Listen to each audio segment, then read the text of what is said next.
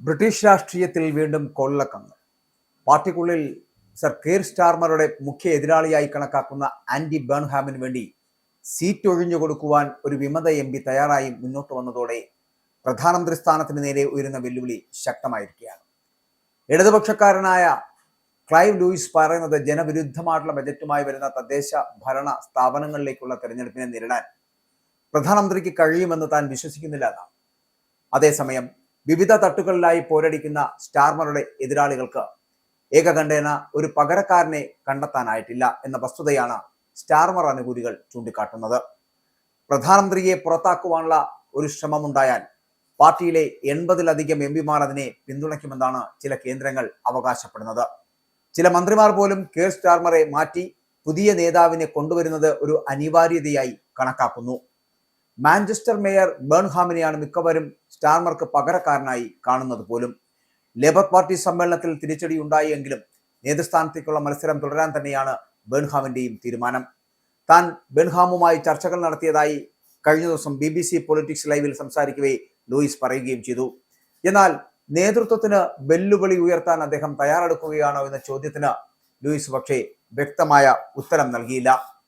അതേസമയം ബേൺഹാമിന് party നേതൃസ്ഥാനത്തേക്ക് മത്സരിക്കുന്നതിന് കളമൊരുക്കുന്നതിനായിട്ട് Norwich south നിയോജക മണ്ഡലത്തിലെ MP സ്ഥാനം രാജിവെക്കുവാൻ തയ്യാറാണോ എന്ന ചോദ്യത്തിന് ഈ ചോദ്യം താൻ സ്വയം ചോദിച്ചുവെന്നും ഭാര്യയുമായി ചർച്ച ചെയ്യണമെന്നും പറഞ്ഞ ലൂയിസ്, പാർട്ടിയേക്കാൾ വലുത് രാജ്യവും സ്വന്തം ആഗ്രഹങ്ങളെക്കാൾ വലുത് പാർട്ടിയുമാണെന്ന ചിന്തയാണെങ്കിൽ താൻ അത് ചെയ്യുമെന്നും പറഞ്ഞു.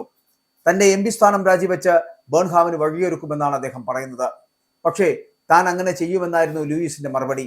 സർ കെയർ സ്റ്റാർമർ പ്രധാനമന്ത്രി പദം ഒഴിയണമെന്ന് ഇതുവരെ പരസ്യമായി ആവശ്യപ്പെട്ടിട്ടുള്ള ലേബർ പാർട്ടിയിലെ ഒരേ ഒരു MP ലൂയിസ് ആണ്. ഏതായാലും താൻ നൽകിയത് ഒരു സൈദ്ധാന്തികമായിട്ടുള്ള മറുപടി ആയിരുന്നുവെന്നും തികച്ചും സാങ്കല്പികമായ ഒരു ചോദ്യത്തിന് അതേ രീതിയിൽ മറുപടി പറയുകയായിരുന്നു എന്നും പറഞ്ഞ അദ്ദേഹം വിഷയത്തിന്റെ ഗൗരവം കുറയ്ക്കാൻ ശ്രമിച്ചിട്ടുണ്ട്. അത് ഒരു വസ്തുതയുമാണ്. ഹോം സെക്രട്ടറിയുടെ പുതിയ പദ്ധതി അനുസരിച്ച് കുടിയേറ്റക്കാരുടെ കുടുംബങ്ങളെ നിർബന്ധപൂർവ്വം നാട് കടത്തുന്നതിനോട് വ്യക്തിപരമായി യോജിപ്പില്ല എങ്കിലും ഇപ്പോൾ ചെയ്യാൻ കഴിയുന്ന ശരിയായ ഒരു കാര്യം അതാണ് എന്ന് ഹെൽത്ത് സെക്രട്ടറി അടക്കം, അതായത് ബസ് ട്രീറ്റിംഗ് പറയുന്നു. എന്നിരുന്നാലും ഡെൻമാർക്ക് മാതൃകയുള്ള പദ്ധതിയിൽ UK നിന്നും നിർബന്ധപൂർവ്വം നാട് കടത്തുന്നവരുടെ എണ്ണം കുറവായിരിക്കുമെന്നും അദ്ദേഹം പറയുന്നുണ്ട്. നിരവധി ലേബർ MP മാർ, ആ ലേബർ MP മാർ തന്നെ അവരെ എതിർക്കുന്ന ഈ പദ്ധതിയോട് അനുകൂല മനോഭാവമാണോ എന്ന ചോദ്യത്തിന് മറുപടി പറഞ്ഞു അദ്ദേഹം. ബ്രിട്ടനിൽ താമസിക്കുവാൻ അവകാശമില്ലാത്തവരെ നാട് കടത്തുക മാത്രമല്ല, അവർക്കൊരു പുതിയ ജീവിതം ആരംഭിക്കുന്നതിനുള്ള അവസരം നൽകുന്നതാണ് ഷബാന മഹ്മൂദിന്റെ പദ്ധതി എന്നും LBCക്ക് നൽകിയ അഭിമുഖത്തിൽ അദ്ദേഹം ചൂണ്ടിക്കാട്ടുകയും ചെയ്തു. എന്നാൽ അതുകൊണ്ട് തന്നെ നിർബന്ധപൂർവമായിട്ടുള്ള നാടുകടത്തൽ കുറവായിരിക്കും. ചില ലേബർ MP മാർ ഉയർത്തിയ ആശങ്കകളോട് ഒരളവ് വരെ അനുഭാവം പുലർത്തുന്ന ഒരു സമീപനം മാത്രമായിരിക്കും സ്ട്രീറ്റിംഗിന്റെ പ്രസ്താവന കൊണ്ട് സൂചിപ്പിക്കുന്നതും. പക്ഷെ നമ്മൾ മറ്റു ചില കാര്യങ്ങൾ കൂടി ഇതുമായി ബന്ധപ്പെട്ട് മനസ്സിലാക്കേണ്ടതുണ്ട്.